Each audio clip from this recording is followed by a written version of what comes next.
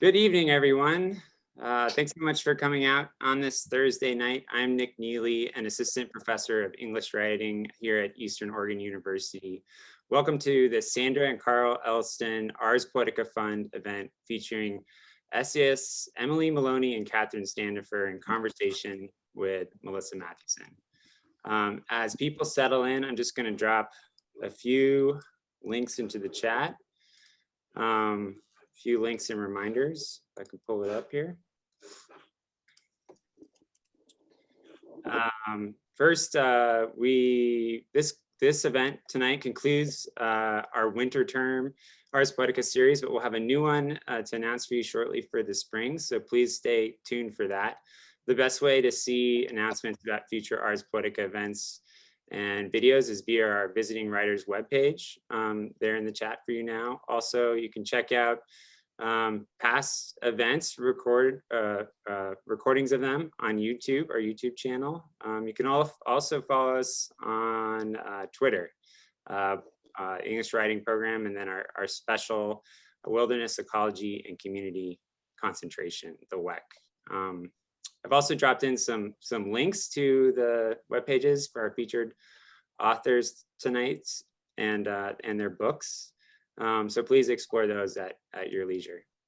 As we begin, I'd like to offer a brief land acknowledgement, since many of us are here in La Grande, where EOU is sited.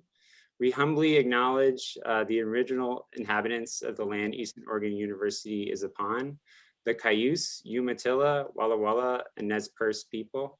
We celebrate their traditions, languages, and stories. We acknowledge their continuing connection to the land, water, and community, and pay our respects to these original stewards of Northeastern Oregon. Additionally, I wanted to acknowledge the Ukrainian people as they bravely resist the Russian invasion ongoing. We're lucky to be able to talk about literature tonight from the safety of our homes, which is something this war and the Russian assault on freedom of speech reminds me not to take for granted. I'm glad we can all be here together. Thank you. All right, here's how it's going to go tonight. I'm going to briefly introduce Emily first, who will read, and then I'll introduce Katherine, who will read, both for about 10 minutes. Afterward, Melissa has about 20 or 25 minutes of questions for them, and then we'll turn to your questions, and we hope you'll have many. Please submit your questions to the Q&A box, which you can find at the bottom of your Zoom screen. We'll look for them there. It's easier to find them there than in the chat often. With that, it's now my pleasure to introduce Emily Maloney. Emily is the author of Cost of Living, an essay collection, which was released just last month and just reviewed last week in the New York Times. You should check out that glowing review. Her work has appeared in the Washington Post, Glamour, The Atlantic, the North American Review, Virginia Quarterly Review, the American Journal of Nursing, and the Best American Essays 2017. She has also worked as a dog groomer, pastry chef, general contractor, tile setter, catalog model, and has sold her ceramics at art fairs.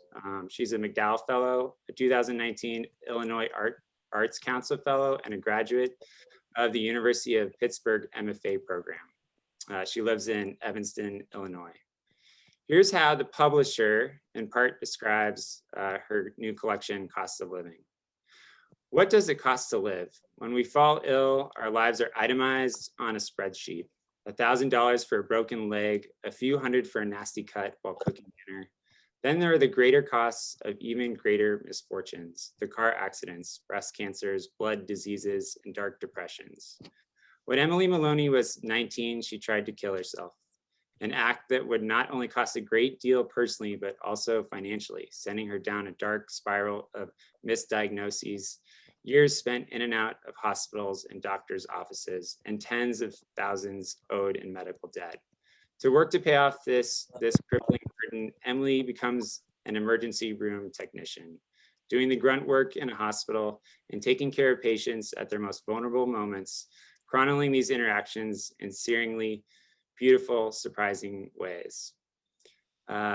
It's a dynamic collection and we're excited to have her with us tonight. Emily, it's a pleasure to have you. Please take it away. Thank you. I'm going to be reading from about the middle of the book. This essay is called Soft Restraints. So I'll just start from the beginning. The woman blew in on a Thursday, early into second shift. It was late spring. Things had begun to heat up outside and in the ER, a kind of June panic that meant admissions increased as the temperature rose. Spring fever, the nurses called it. I had been working in the ER for a few months by now, where patients flowed through the premises with some degree of repetition and regularity. These were patients who saw us as a kind of checkpoint between here and there, a middle ground. One of the hospitals in the area was great for having a baby. Another had a helipad and seemed to get all the trauma cases. We were the ones with the locked psychiatric ward. She seemed less a person and more a force. In her late 20s, light brown hair, blue eyes, medium build, and when I first saw her, thrashing up and out of the bed as if in seizure. By then, I had some experience dealing with patients, and she seemed no different at first, just louder and harder to understand. When you see someone on the worst day of their life, it is hard to know what to say or do, but you learn because there are so many of them, and they are all having the worst days of their lives. In a sense, most of the ER was about worst days.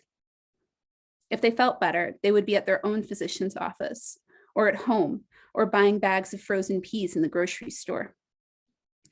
This was a woman I could see buying frozen peas. I thought of her pink manicured hand dropping the bag into her cart. Maybe her name was Elizabeth. Elizabeth thrashed and cursed. "Don't touch me," she screamed at our charge nurse, Ellie, who was trying to start an IV. The ER was laid out in an oval with a ring of rooms on its perimeter and the nursing station and the doctor's desks inside. Katya, the other ER tech, and I stood at the edge of the ring, leaning up against the counter that separated the station from the hallway, directly across from room 14. Elizabeth kept kicking and screaming. She wasn't sorry. She didn't care what our charge nurse had to say. She would not submit to a talk screen, thank you very much. And she was disinterested in voluntarily participating in whatever we had on offer, which in this case involved restraints. So she kicked and screamed some more while Katya and I watched from the hallway. Katya was practical, even-tempered, career-minded. She was going to go to medical school eventually, once she retook the MCAT and scored well enough to get in. She had been a tech for years. Working as one created an important but temporary space between childhood and the rest of her life. She had lots of experience working with lots of patients and had also worked at hospitals much scarier than ours. "I don't want to go in there," Katya said, a little under her breath. I had reached this part of my life unexpectedly, hadn't anticipated ever becoming an adult, and yet somehow I was, legally, of age and expected to get along in the world. I had some vague idea of becoming a doctor too, but that was hard to explain to others at 22 when they found out I had half an English degree and none of the pre-med requirements completed except as audits or withdrawals on my transcripts. I had tried to enroll in chemistry or biology, but the work of those classes was far beyond the reach of my abilities. The classes were huge amphitheaters of teaching, and if you were late, there were not enough seats, and so you'd have to sit in the hall, which compounded my problem.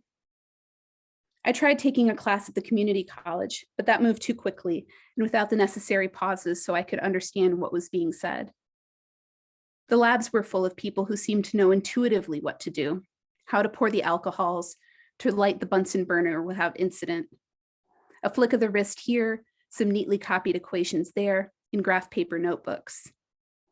I kept taking these classes even though I had no hope of passing. It was like this. I liked to pretend I could do it. And becoming an EMT still felt possible, made me feel closer to bodies, science. Being an EMT, or at least an ER tech, offered me a kind of legitimacy. In emergency situations, there are two types of restraints, hard and soft. Hard restraints are the stuff of television, the story of the patient sitting up and biting or striking a resident with an open mouth or a closed fist. It's the part of the show where the attending swears at a patient. They're locked with a key affixed with a magnet to the Pyxis at the nursing station. What people don't realize is that it's soft restraints, white, padded, and Velcroed, that are used most frequently, mostly for patients who are at risk of something happening to them.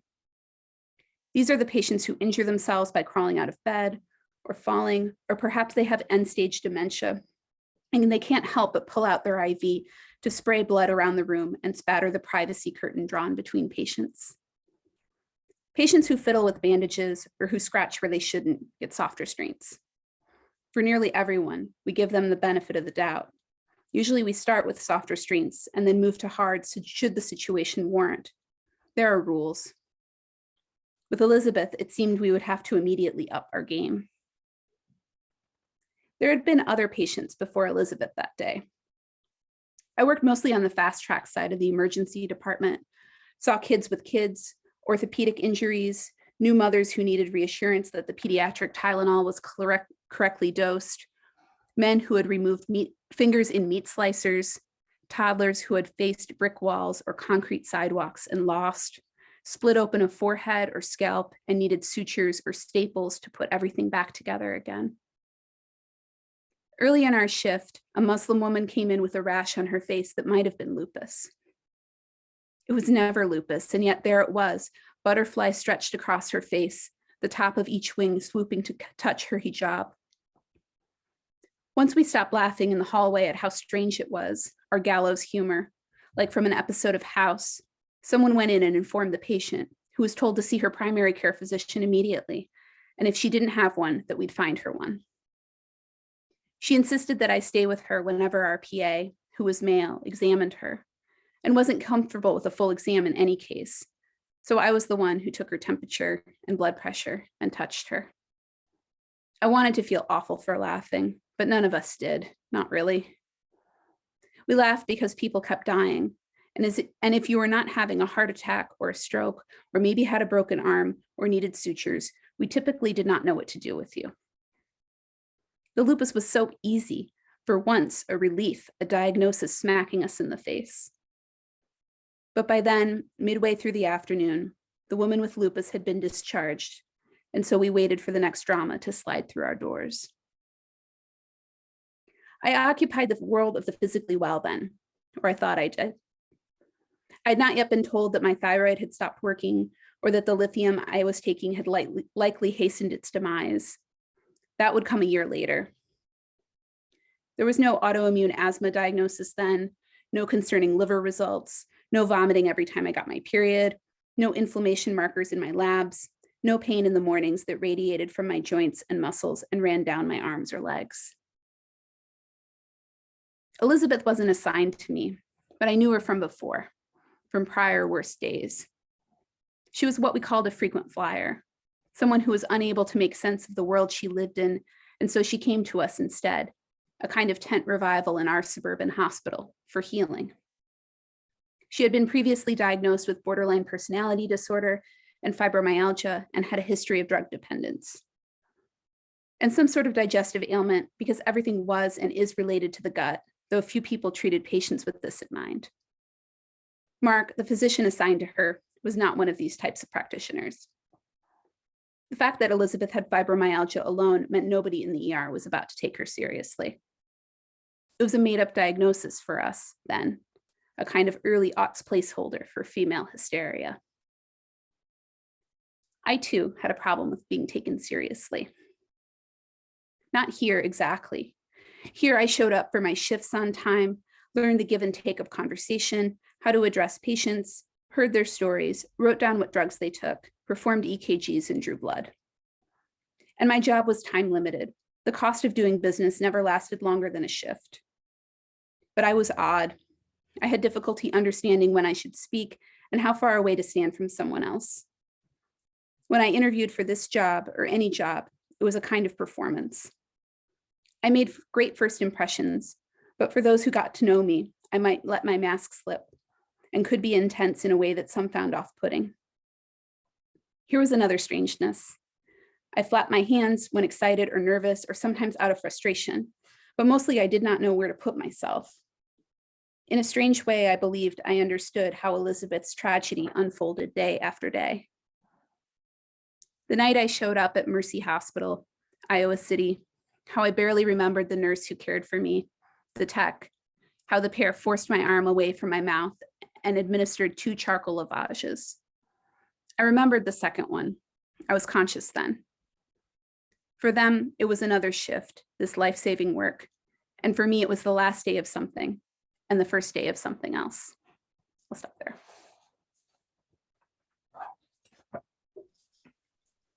Thank you so much, Emily. That's an amazing glimpse into life in a hospital and searing material. Appreciate your reading. It's now, I'm grateful to be able to introduce Katherine Standefer. Her debut book is Lightning Flowers, My Journey to Uncover the Costs of Saving a Life. The book was a finalist for the Kirkus Prize in Nonfiction, as well as the Arizona, New Mexico Book Award in Memoir. It was selected as the New York Times Book Review Editor's Choice Staff Pick and featured on NPR. She has published work in the New York Times, the Los Angeles Times, High Country News, and Virginia Quarterly Review, as well as the Best American Essays, 2016, among many other journals. She was a Logan Nonfiction Fellow at the Carey Institute for Global Good in New York and at the Mesa Refuge in Point Reyes, California. She earned her MFA in Creative Nonfiction from the University of Arizona and teaches in Ashland University's Low Residency MFA program. Originally from outside Chicago, she now lives in New Mexico. Here's how the publisher in part describes Lightning Flowers. What if a life-saving medical device causes loss of life along its supply chain? That's the question Katherine Standefer finds herself asking one night after being suddenly shocked by her implanted cardiac defibrillator. In this gripping, intimate memoir about health, illness, and the invisible, reverberating effects of our medical system, Standefer recounts the astonishing true story of the rare diagnosis into a fraught maze of cardiology units, dramatic surgeries, and slow, painful recoveries. As her life increasingly comes to revolve around the defibrillator freshly wired into her heart, she becomes consumed with questions about the supply chain that allows such an ostensibly miraculous device to exist. So she sets out to trace its materials back to their roots. Thank you, Katherine. Appreciate you being with us tonight. Thank you so much for having me. Great to be with everyone tonight. I'm going to be reading from chapter 10 of Lightning Flowers tonight. And what you need to know as I dive in is that the book opens with the night on which I took 2,000 volts to the heart. I have a genetic arrhythmia that can cause the heart to quiver instead of pumping blood. And this book is largely the story of my diagnosis and receiving a journey to receive an implanted cardiac defibrillator, which is considered to be a life-saving device, but which is actually much more complicated. And so in that opening scene, the device goes off erroneously 3 times in a row while I'm playing intramural soccer, 850 volts at a time. And I'm awake for it, which generally shouldn't happen. And it is part of how I suspected that I was being shocked by accident. So my book is achronological, and we come back to this moment in chapter 10. And so I'm going to write about, I'm going to read about some of the days after I took those shocks. In the days after the shocks, I slept in fits. I bent over my scorched heart. I stood before the mirror, staring at my flawless skin. There were no marks. If I'd been struck by lightning, my chest might have borne the thin branched burns where electricity followed water in the body. But this was an internal strike, a direct hit. No lightning flowers spread like pink trees across my breasts. Now the anger mounted. My arms were sore from the spasms brought on by electricity, my breasts raw down deep. It was a misfire, I kept saying aloud to those who were there that night and those who weren't. But in truth, it was not a misfire. The device had done exactly what it was programmed to do. Even though I had been told by Dr. Oza that I would not be shocked unless my heart rate reached 200 beats per minute for 6 beats or more, there had been some other box checked in my software. If any condition for action is met, rather than if all conditions are met. In theory, the ICD was advanced enough to know whether my heart's morphology was normal. It shouldn't have been confused by a heart rate pushed high by exercise, a totally normal heartbeat unfolding at 170 beats per minute. But if any, my heart rate had stayed above 170 for more than 3 minutes, the product of a slightly out of shape grad student careening around a soccer field in her long underwear and old cleats. And that apparently was also a condition specified inside the device's settings. As I watched the guy on the other team who had fallen get up, the battery generated 820 volts of electricity, the capacitor holding it back until it was fully amassed. Then it discharged into the center of my heart. In the weeks afterward, I stood in coffee shops expecting to be shocked. I rode my bike expecting to be shocked. I warned my first-year writing students of my condition in case something were to happen at the head of the room. Never mind that the settings had been fixed. I could feel the sensation saved up in my tissues, the burning that would come, the sickening thump, the scream. Now I understood there existed inside me a machine I could not control, subject to both human and mechanical errors. The part of me that never wanted the device had been reignited and burned steadily. After sepsis, I had recognized finally that having an ICD implanted did not exempt me from death. After the shocks, I saw for the first time that the ICD could as easily kill me as save me. The promise of being a cyborg was hollow. I researched how electricity moves through the body, how much it takes to cause permanent cellular damage, how much it takes to kill. I learned that 50 to 60% of patients take a shock within the first 9 to 11 months of implantation. I learned how lucky I had been. 10 to 20% of all internal cardiac defibrillator patients experience what doctors call electrical storms, 3 or more shocks within a 24-hour period triggered by the electrical instability of the heart, usually in their first 2 years with the device. I learned that in one such study, the mean number of shocks in such a storm was 17. But I also learned that multiple shocks in tight succession nearly always mean malfunction, since one shock should be adequate to disrupt an arrhythmia. Multiple shocks are the most frightening for patients, causing them to wonder if the device is really working or if the ICD will even kill them, writes Cynthia M. Doherty and her colleagues in the Journal of Cardiovascular Nursing. And indeed, any shock increases the chance of cardiac mortality by 2-fold. Pathological studies have demonstrated fibrosis and acute cellular injury in the hearts of patients who have had recent shocks. Even single shocks often cause significant psychological after effects, including heightened self-monitoring of bodily functions, uncertainty, increased dependence, reactive depression, helplessness, and post-traumatic stress disorder. Doherty notes that anxiety scores of those receiving ICD shocks have been reported to be similar to those with panic disorder. I would learn much later that ICD patients had committed suicide after being shocked. The medical professionals I'd turned to the morning after had treated my experience as though it were normal, had waved me off as one who carried no wounds. But it struck me that in any other period in history, to take electricity of this kind would mean nothing short of a spiritual transformation. It would signal a sign from the gods. This was lightning from a clear sky, a dark hand reaching down to touch the heart. I couldn't stop thinking about what my insides must look like. The shining twists of burned tissue, thickening flowers of the body cavity. The way that when lightning hits ground, sand fuses in long fingers that reach deep into the earth. I found myself toying with magnets, holding them in the palms of my hands. To place them over the slight rise in my skin would be the easiest way to quiet my cyborg parts, to take back control. But I knew this was a form of ceding control too, to allow the arrhythmia, its erratic logic and underlying threat, to inhabit my body unopposed, was to lean into death as an inevitable part of the human experience. It was the opposite of my long fight to have the device implanted. It was either spiritually bold or the worst kind of nihilism. Not long after the shocks, I received my bill for the first device check under my new graduate student insurance. In Colorado, the device checks had cost $30, the price of a specialist copay. The bill I received in Tucson was for $675.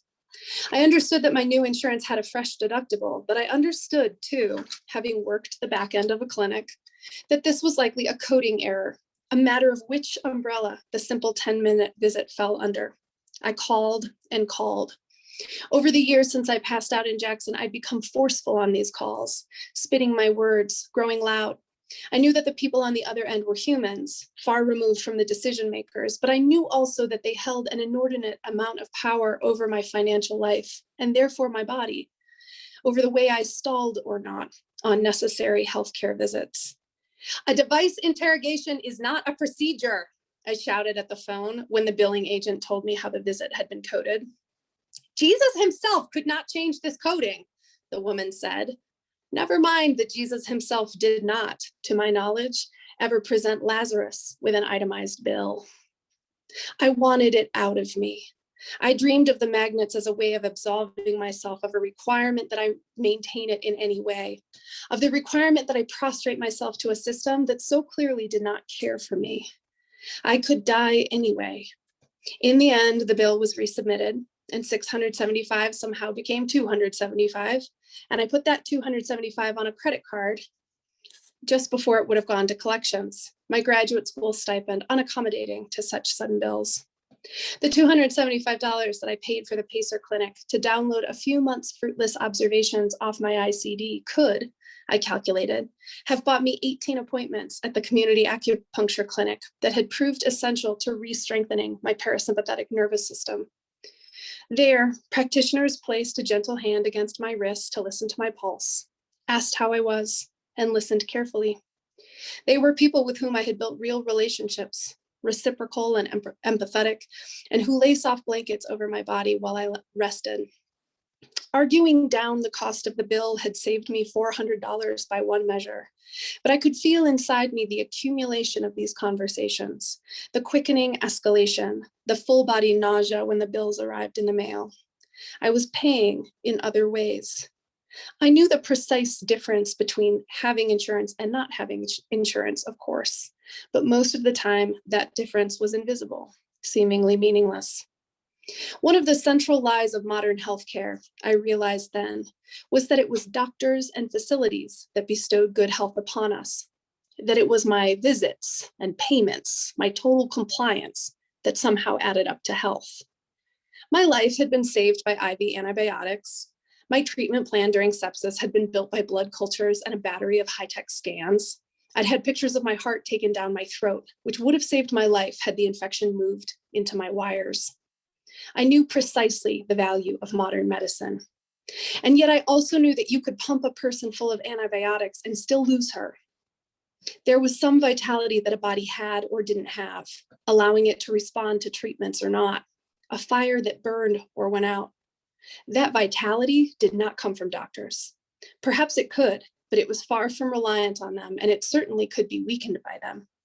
Each time I sustained the injury of being assigned a treatment inappropriate for my stage of life, each time I was treated as irrational or invisible, my opinion irrelevant to my own care, each time I fought about a bill, it adversely affected my well-being.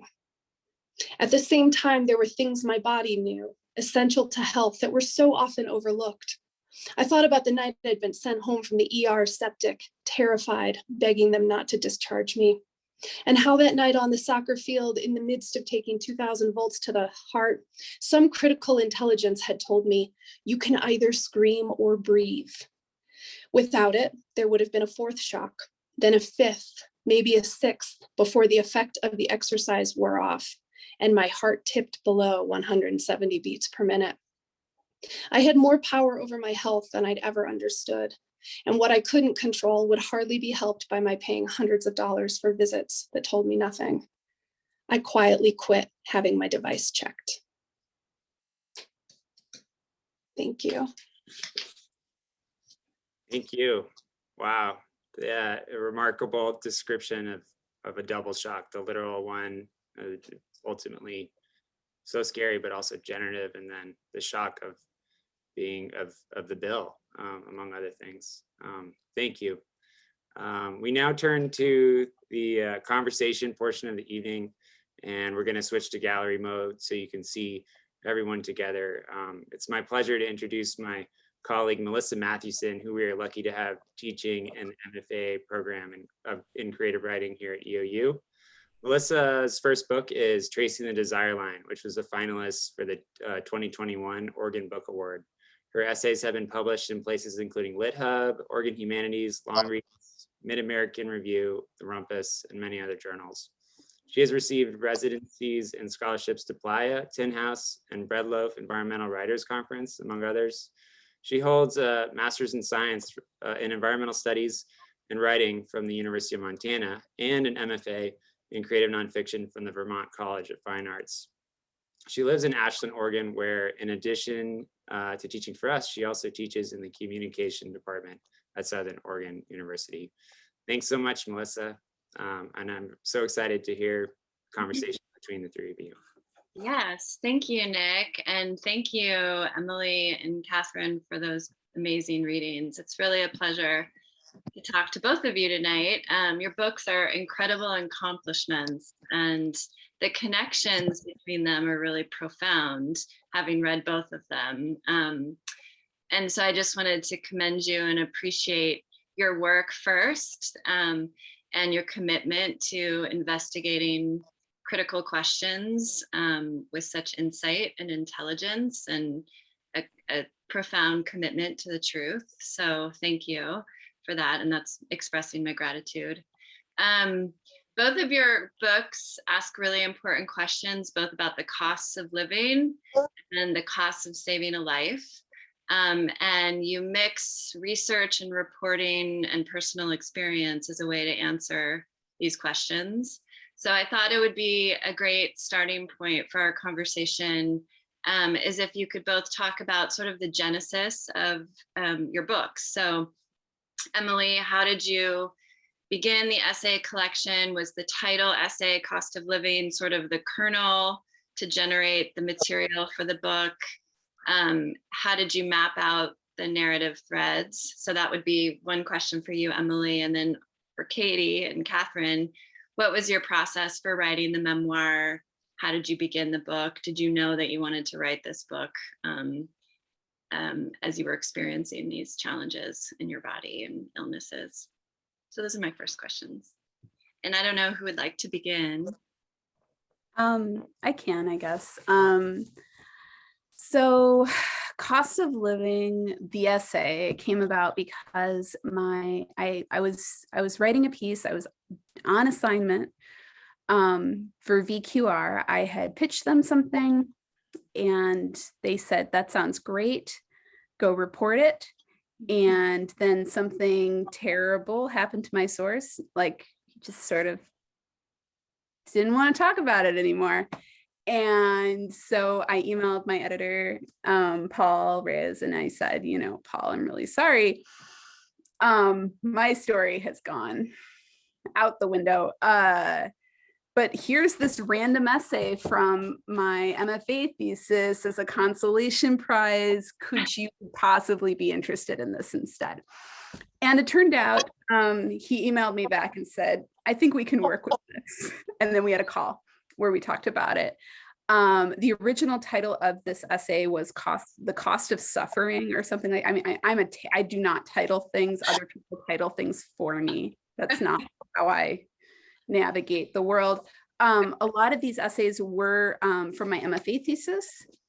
Many of these pieces date to 2008, which is when I started writing them when I was an undergrad. So I really,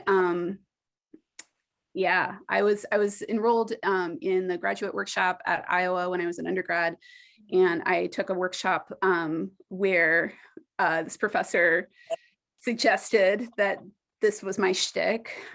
She said, she called it The World According to Emily. Oh. And there were other, she was brutal and precise in the way that she identified people and their major malfunctions as writers. But she saw me, she understood who I was and what I was trying to do. And her first response to one of my scenes was, well, this is just, another anecdote from your storehouse. And I thought, well, that's true. I cried a lot in that class. I was also working at like a bakery from like 4 a.m. to noon every day. And then in the afternoons, I worked at the College of Public Health. So like I was working like 16 hours a day, and then in the evenings going to this class and writing. But that's kind of how it came together. It ended up being my MFA thesis at the University of Pittsburgh, which is where I ultimately got my MFA. And in terms of the actual sequencing of the pieces, Peter Trachtenberg, who was my thesis advisor at Pitt, said that I should think about it like a mixtape. And so that ended up becoming sort of how I thought about it. The essays for my MFA thesis, though, are not exactly what's in this book. There are pieces from my MFA thesis that turned into this book, but I also wrote some new pieces. And then my editor at Holt, who I love, was pretty instrumental in like helping me figure that out. It's funny, I had an idea of how I wanted the sequence to be, and then I sent it to some friends, and they said, no, it needs to be in this other order. And I said, okay, you're probably right. There are lots of good reasons for this. I sent it to my editor. He put it back in the same order that I had it in. Whoa. Huh. So I thought, we're onto something here. It's good to be seen, I think, and heard. But that's sort of the long and the short of how this book came about. Okay, thank you. Katherine? Great. Yeah. Well, I was a fiction writer and a poet at the moment I went into cardiac arrest in that parking lot at age 24. And I think I understood, because my entire life I had wanted to be a writer and known I would be a writer. I understood immediately that I was living a really big story. I didn't give too much of a synopsis at the beginning of my reading, but this book opens with that moment of passing out in a parking lot from cardiac arrest while uninsured. And so I have to figure out how to get heart surgery in the American healthcare system pre-Obamacare in 2009. And so I ended up having to leave my home in Jackson, Wyoming, and move to Boulder, Colorado, because a surgeon there said he would help me, and that state had better social services. So kind of from the first shot, this was going to be a story that I understood needed to be told. But it took me a little bit of time after the arc of that first round of health events settled to understand that I wouldn't be fictionalizing it. I tried. I was in this community level workshop at the University of Colorado, and everything was such thinly veiled memoir that at some point I was like, I think I just have to own this. I think I have to try to write this the way it actually happened. And what I've come to understand about it is that I didn't understand my own experience in illness well enough to create someone else's experience in it. I really had to excavate that on my own. And I have no doubt that there are more talented fiction writers than I who can sort of observe and report and research and find the right characters to carry different pieces of their story. But for me, I ultimately needed to be shaped by the process of writing this. I needed to sort of become through moving every bit of that story through my body. And so I was working, at the time I took that workshop, I was working at this little sexual health clinic in Boulder. I was terrible at supervising employees. I was terrible at auditing electronic health records, tracking data for the state. And so I just understood, I really love helping people own their stories of their body and being a part of talking about the healthcare system and removing barriers to care. But how can I do that from a frame that is actually more within my strengths? And it was like, well, obviously it's time to go get an MFA. So I went to the University of Arizona for nonfiction, not having written a lot of nonfiction. Props to them for letting me in. And I understood I was writing that story, but I really didn't understand what was included in it and not. And so this night that I took the 3 shocks to the heart was about 3 months into my first semester of the program. And I was actually taking a class at the time called Writing the Technological Sublime, which not sure there's a better example of the tech sublime than taking a bunch of electricity from an ostensibly life-saving device inside your body.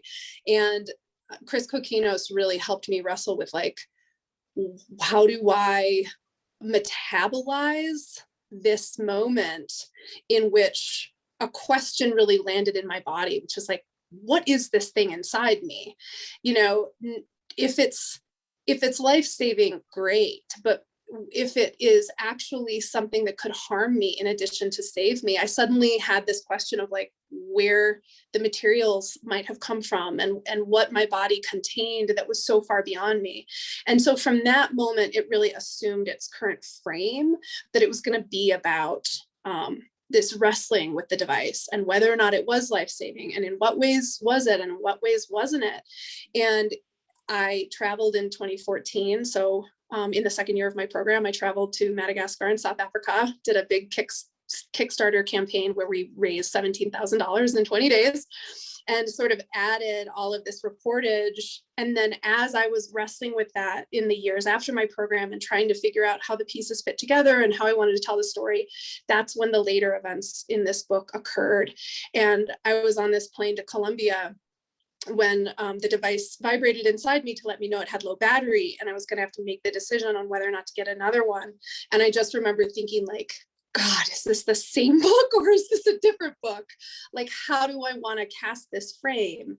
Is what I wanted to talk about too specific to include whatever is about to come?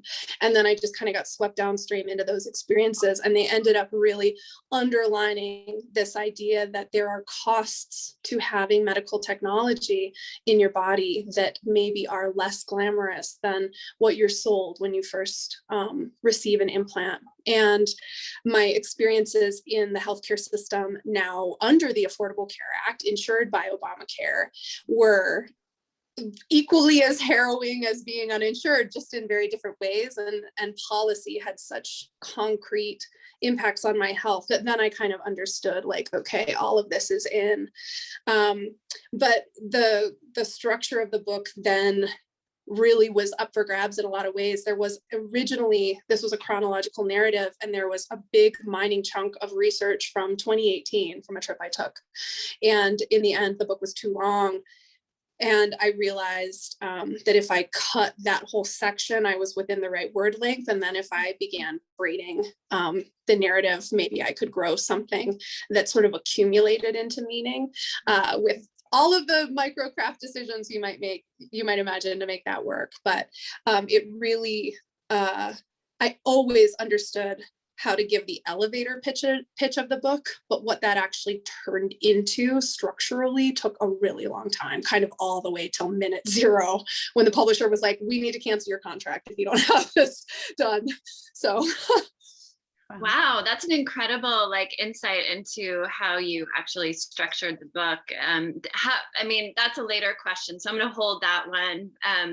And you started, it was a good segue to my next question. You started to go there, and I'm hoping we can go a little bit more in depth. But in both of your books, Emily, your essays kind of chronicle your experience both as like a patient in the healthcare system, as well as working these various capacities. And what strikes me about the essays is the sharp insight into how the medical system fails us in so many ways, and you come at it in so many angles, from communication, oversight, bureaucracy, cost of care, etc. And Katherine, your book also highlights and exposes the problems of navigating a broken healthcare system.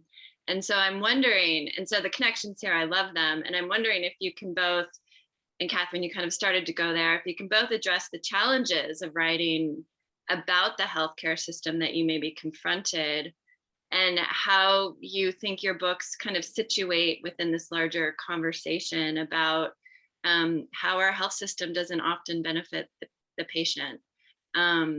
And a little bit about how these experiences with writing about the healthcare system shaped your writing.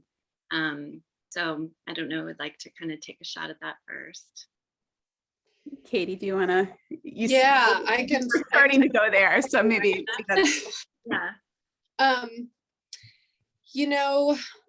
It's such a good question, Melissa, because I read kind of every illness memoir I could get my hands on many or to most of which are cancer related in in terms of what actually gets published and what gets press. And then I also read a lot of the books about like the formation of the Affordable Care Act and healthcare in the US and healthcare in other countries. I had a real process of like building out the iceberg in my brain so that I could choose which tip to show, because my book is so global and so systemic. But I ultimately really was like, you know what? People have already written journalism about this healthcare system.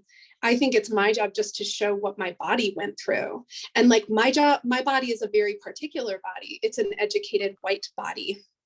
And therefore, what my story really shows is the way kind of at every step along the path, if things go well, they only go well because some individual bent over backward to help me, which is like really lovely for me, but that's not a system. That's not a functioning system. And if I were a Black woman, you know, would I have received the same care, the same workaround? So I really wrote from this angle of like, it's interesting because when I was beginning to tell the story, I think I viewed myself much more as a victim of the system. And like, that's not untrue in its ways, but I'm also a really privileged, educated person who feels comfortable looking and applying for programs and doing something like executing a move to another state with better policies, right? Like there's this way in which my story, it's obnoxious that I have privilege other people don't have in the story. And it also is like, here's what the whole looks like at base, even if you have everything going for you, here's what the whole looks like. And then you can sort of fill in like, here's how much worse it is based on other factors. And so I really was like, you know what? I have been through this years long hazing ritual that really has shaped my life. My younger sister also goes into cardiac arrest at the beginning of the book. She starts going into cardiac arrest in her dorm room. She's 18 years old, but she's on my father's insurance because she's in college. And we talk often, and it's very clear in the book, how she only sustained the injury of having to face death at 18, which is like only that injury, and have a heart surgery and go through the physical implications of that and the restricted movement and the pain and fear.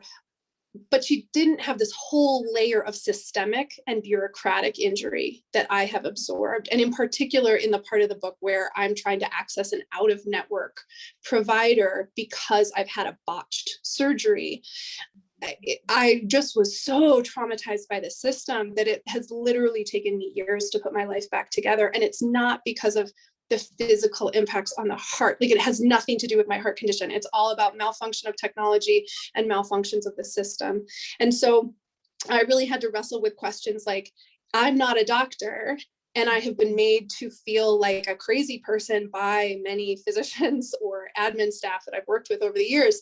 How do I tell this story from a place of authority, from the authority I do actually have, as someone who unfortunately has had to learn the system inside out in order to get what I need? You know, like I'm the friend you call if you break your leg and you're wondering whether or not to pay the bills as they start coming in. So authority was a really big craft question for me, choosing to really dial back how much research into the healthcare system and focus instead on my specific technology and sort of the med tech engineering landscape. But it was really important to me not to gloss over the politics of it, because one of the greatest injuries that I was really suffering came after, obviously just the question of like, the Affordable Care Act did not exist before President Obama was elected. So like, that's a pretty big political moment. And that bill was in development as I was trying to figure out how to get heart surgery as an uninsured person. So the political rhetoric really like landed in my body in terms of whose life is worth saving and what the problem with people trying to get on social programs are, or how people should be able to access insurance. And then later in the book, as President Trump was elected, immediately I was like, I'm never going to have healthcare again. And I have a broken, stripped wire stuck in my chest. I'm not supposed to have to get this out emergently because it's not emergent, but I need to get it out emergently because I'm going to never have insurance again. And on the day it becomes a problem, I won't be able to access care. And I already know what that feels like. And so it became really important to me to try to strike the right balance of like, this is not a book that's just about railing on the Trump administration, though maybe I'd love to write that book. But I really need to like layer in these key points that I was trying to make medical decisions based off my political predictions, and how traumatizing it was to be fighting to receive access to care at the same time that Congress is voting to repeal and voting to repeal and voting to repeal. And that all of that has to go into the way we think about a medical device and think about a system, because these systems are not operating outside all these other factors. It's incredible, really. It's so complex, the layers and the way that you've crafted the book in order to take us through the narrative while also giving that whole picture is really just quite amazing. So Emily, what about you? Did you want to? Yeah, no, there's a woman in my head and I write down whatever she says. And for a long time, I thought I had mental illness, but it turns out I'm just a writer. And that was sort of a lot of the impetus behind some of these scenes. I knew that I had seen people suffer for a long time. I was less sort of interested in the notion of my own suffering. I had written a little bit about it. I had a piece a few years ago that ended up in here about my relationship with my psychiatrist. But for the most part, I wanted to show how basically the American healthcare system has failed people on every single level. I mean, the ER where I worked, one of the ERs that I worked at, ultimately, we had 67 languages spoken by a hospital staff. And so we were in this really, really diverse group of people and patient population. We had patients who came in and who had a culture and no country, people who had suffered and undergone serious traumas over many years or many generations. We had, Holocaust survivors show up. We had people who, there was a woman once who showed up in our ER and she said, well, my older brother died in the war, and she meant World War I, like in like 1917 in like a trench in France. And I thought, wow, like some of these stories are just so important. And I didn't see them reflected in some of the other experience, like the other narratives that I was reading. A lot of the narratives of healthcare are written by physicians, occasionally nurses, but predominantly physicians, techs, patient care techs, ER techs, EMS. We see all sorts of shit that other people don't see. So, the kind of like dealing with bodies stuff that shows up. And basically I wrote this book as a book-length treatise in support of Medicare for all. I really want people to understand that just because they haven't had their own health ruined by some, or their own financial situation ruined by one terrible event. And I think increasingly with the pandemic, we're finding people who, were not vaccinated, chose not to be vaccinated, felt like it wasn't that big a deal or that important to them, ended up with a $7 million ECMO bill from the ICU, because that's the kind of world we live in now. So I do feel as though, there is a sort of silver lining to the pandemic in that, as people read this book or as people undergo and engage more with the healthcare system, they can see for themselves, it's been broken for a long time. In the hospitals where I worked, we were always running out of medium gloves. Like we did not have PPE in 2008. We're the photographs of everyone, wearing trash bags or reusing their masks and whatnot in the early days of the pandemic, people thought, well, like this is America, we shouldn't have to deal with those kinds of shortages here. But nurses and physicians and healthcare workers have been dealing with those shortages for a really long time. So that's basically why I put this book together, is I really feel it's important. I also had a background in bioethics. I almost completed my degree in bioethics at the same time at the University of Pittsburgh, when I was also an MFA student there. And so I really feel like there need to be ways to talk about these ideas, and ideally through narrative. And hopefully that's basically the goal of my book, is just a book length treatise in support of Medicare for all. So if I can get like one more person committed to it, then I've done my work. If I can just find one more reader, Yeah. So. Well, I mean, the way that you incorporate all the stories and the narratives and the data is seamless, and the way that, and this kind of maybe, I know we're kind of running out of time, and I have like 10 more questions, which I'm probably not going to get to. So if anybody does have any questions, if you want to throw them in the Q&A, but I can keep asking mine until we wind down here. But Emily, the way you kind of embed yourself in these various settings to achieve this like really poignant perspective, and then you write these stories so intimately, like take us to these places. I'm curious, I have kind of a couple maybe connected questions for both of you about sort of the challenges of sort of writing in the research process, like the challenges of incorporating all of these narratives and the research and the politics. What were your challenges there? And then related to that, if you were recreating scenes from memory, can you talk a little bit about scene recreation in terms from a writerly perspective? And then also I want to throw in there, because we're winding down, like the persona that you've created in your books, the first person point of view, the I, if you want to talk a little bit about the role of that persona as well. So there's a kind of a 3-part question. I know that was a lot. I think I can speak to those things relatively quickly, hopefully. Great. Okay.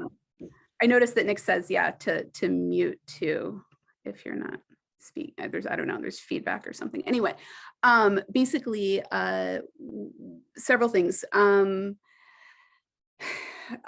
terms of creating the narrative there is a Frederick Reichen essay about first novels and why they fail. It was in an issue of Reader's Digest. If I PDF everything, I'm like obsessed with. I'm terrible. I mean, it's for educational purposes, to be fair. But if anyone wants a copy of this essay, just like email me afterwards or whatever, and I'll send it to you.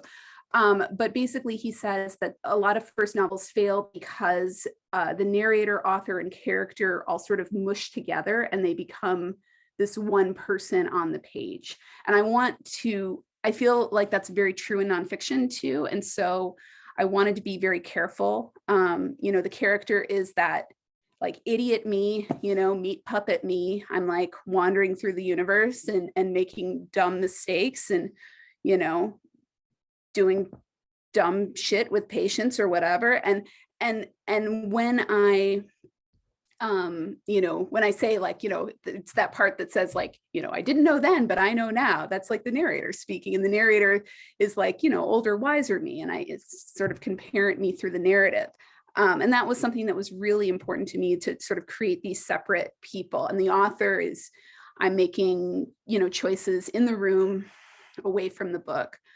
I think that's really hard sometimes for people to understand. Lily Dansinger was talking about this online earlier today on Twitter about how, like people think that the memoir you or the personal essay you is you in real life, and then they make critiques about your lived experience and what they think the memoir should have been about, which is really fascinating. I don't know, I try to stay off of Goodreads, but there are these kinds of situations that come up again and again. I think that can be a real challenge, right? And I think the way to avoid that challenge, or to address that challenge in some way, is to have these sort of separate people whenever possible, this narrator author characters bit. Sorry, there were other parts to that question, but I can't remember what they are. Okay, that was really fascinating to have that acknowledgement of how you crafted it. So thank you for that. Sure. Katherine, I don't know if you want to jump in related to that. Yeah, that was such a great digestible tidbit. Thanks, Emily. You know, I feel like in relation, I'm sort of on the polar end, which is that paragraph after paragraph after paragraph of this book were taken literally out of my journals and essayistic newsletters. They Kickstarter updates to that crew of people. So I really am myself on the page. The main way that I crafted persona was just through exclusion, because other things were going on in my life that are not a part of the story as Lightning Flowers frames itself. So, you know, at one point I thought this book was going to include like, okay, if medical technology and corporatized healthcare doesn't serve me, what are all the ways I am healing? And like that was going to include sexuality, and it was going to include more about acupuncture and heart math and just like this whole hypnosis. Like I did a bunch of like research things. I went to psychic school for a class called How to Heal Yourself. And that is just not in this book. And I will have another book. I'm actually figuring out right now how to cover some of the same material and also move past it eloquently, because I'm writing about sex and love, and anyone who has read this book knows that there's a pretty important relationship character, but I don't need to rehash all of the events of this book again. So yeah, there's sort of an interesting multi-book narrator thing going on, but I do feel like my goal was to be as much myself. I want you, when you meet me in person, to really feel like you're with the same person who is in this book. The main narration questions I really had to solve had to do with the way I handle anger. So I was talking earlier about stepping into my authority around the right to critique healthcare systems and push back against doctors. And there are types of anger that I think just come across as ranting on the page that aren't actually like pointed in the way that carries the tone I wanted. But I absolutely didn't want to back off. I absolutely needed to say the things and sort of juice the insights out of my experiences and allow them to move in like really a sharp way. So that was a big sort of wrestle, like, am I there yet? And then I also had to make really big decisions. We didn't really talk yet about the mining strand of my book. And obviously, like the biggest healthcare decision I made in terms of the way this book speaks to that system is actually choosing to include this whole global journey to understand how the piece of medical technology in my body is made. And like, you know, that led me to more research sites than are in the book. And again, with the iceberg and choosing which tip to show, the way I wrote those scenes initially was very different from the main narrative. I had sort of a reporter's voice, and then I had this memoir voice, and the two didn't really speak to each other except in my descriptions of land. Really, like landscape description remained consistent. But I was not really that present in the mining chapters. And the reason was because once I figured out that I couldn't go chronologically in the structure, because for readers, that would mean like 6 chapters of illness and then suddenly 4 chapters of mining and then suddenly more illness. It's like someone who signs up to read an illness narrative isn't necessarily going to come along when I'm like, now let's go to some mines, and just like a lot of research at once and touring things, like that gets really belabored. So I had to move it out of chronological order and braid it. But there's a specific spot where chapter 4 touches chapter 5, that in one, at the end of the chapter, I'm a narrator who is about to have her first heart surgery. And in the next chapter, who I actually am, I've had a heart surgery, recovered from it, gone septic, almost died, broken up with my partner, taken shocks to the heart, and gone on this whole journey. And so I can't reflect on being at that mine as who I actually am on the page, because it ruins all that narrative tension for readers that's coming. And so I had to figure out, how do I get myself into that chapter without giving this away? And there's actually one key scene where my parents and I, when I'm like about to go to the airport to go to Madagascar to do this research, we go to the Apple store, and I was like trying to figure out whether or not to upgrade my device, and being around microelectronics sort of like blows my mind. And my parents are characters we've already met. And so that created this way of stitching the two together. And there also was a college version of me who had done research on fracking as an undergrad that I start reflecting on. And that gets me into the narrative with a version that's much closer to that 2009 narrator who's about to have heart surgery. It's basically 2006 to 2009 is the gap, as opposed to needing to bring in the actual current version of me that had all those other experiences I couldn't talk about. So the book basically has to like get readers all the way till chapter 11 before the person who's had all the experiences is at a mine in terms of the way the persona is crafted. So that was like a huge craft problem that I was trying to solve basically till the last minute. And it's why I got so tight on my time with my publisher. I'm so glad that you addressed the structure of your book, because I was really struck by it. And I loved, for those that haven't read the book, the framing with Heidegger as well, and the way that you structured that. So thank you for going through there. And then also I had wanted to talk about going to Madagascar and the research process. We are running out of time, so I'm glad that you mentioned that as well. I want to ask one final question, and this is a question I often get a lot in my nonfiction from my students, and as I'm teaching nonfiction. But I was wondering if you could end by talking a little bit about like truth telling and being vulnerable on the page in the ways that you have been in your book, and how you approach taking those risks as a writer. Emily, I don't know if you want to. Yeah, no, that's a really interesting question. I think with respect to truth telling, there's a lot I did not include in this book. I probably have, I don't know, enough for another book that's would be an alternate version of Cost of Living. I'm not working on that now. I'm working on the book that's under contract, but I think that there's a lot of I was educated initially at the University of Iowa, and the University of Iowa historically is not super concerned with literal truth. The idea that you can write something and it can feel true, whether or not it is objectively true, is something that I think a number of people in the program tend to play with. I started in poetry and moved to nonfiction and fiction. I'm also working on a novel in my spare time. It's like my side piece. Like when I get bored working on Burn This House Down, I'm like, oh, like there's this other book that's like waiting in the wings. But I think it's really important to be honest. And I do feel that I did as much as I possibly could to make every single thing here as honest and as true as I could. I was subjected to a very rigorous fact-checking process for both of my pieces with VQR. I sent them my medical records, my medical debt.